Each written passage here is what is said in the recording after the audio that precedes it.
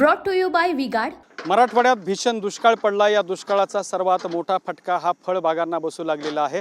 आपण जे हे सध्या समोर वाळलेलं झाड बघता आहात ते मोसंबीचं झाड आहे. हा सगळा मोसंबीचा बगीचा आहे आणि पाणी नसल्यामुळं शेतकऱ्यांकडून हा मोसंबीचा बगीचा JCBच्या माध्यमातून उद्ध्वस्त करायला सुरुवात केलेली आहे. आपण बघू शकता की जी झाडं पोटच्या लेकराप्रमाणे या शेतकऱ्यांनी पोसलेली होती, मात्र आता पाणी नसल्यामुळे त्यांना ही सगळी झाडं काढून टाकावी लागत आहेत.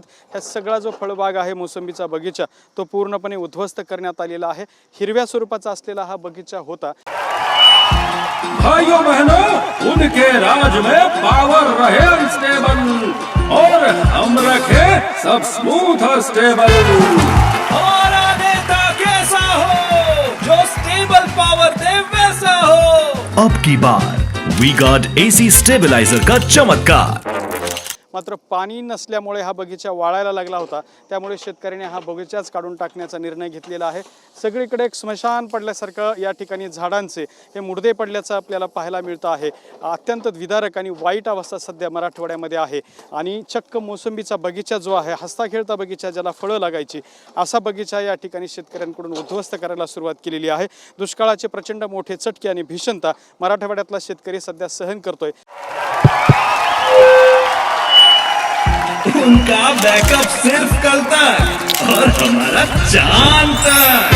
हमारा नेता कैसा हो जो नॉन स्टॉप बैकअप दे वैसा हो। अब की बार वी-गार्ड इन्वर्टर बैटरी का चमत्कार। आणि त्याचाच एक भाग म्हणजे हा मोसंबीचा बगीचा अगदी मुळासकट उपटून काढायला सुरुवात केलेली आहे. हा सगळा बगीचा उद्ध्वस्त होत असताना हे शेतकरी आपल्या डोळ्यात देखत पाहत आहेत. जो बगीचा शेतकऱ्याला काहीतरी उत्पन्न देईल त्यामुळे सुरुवातीला ही मोसंबीच्या बागा लावण्यात आल्या होत्या. मात्र आता दुष्काळामुळे या बगीचा आणि ही सगळे झाडं काढून टाकण्याची वेळ शेतकऱ्यांवरती आलेली आहे. त्यामुळे मायबाप सरकार या शेतकऱ्यांच्या वेदनांकडे पाहिल का असा प्रश्न उपस्थित होतोय. कॅमेरामन अमित अडेसोबत Datta Kanwate, TV9 Marathi, Chhatrapati Sambhajinagar. Brought to you by V-Guard.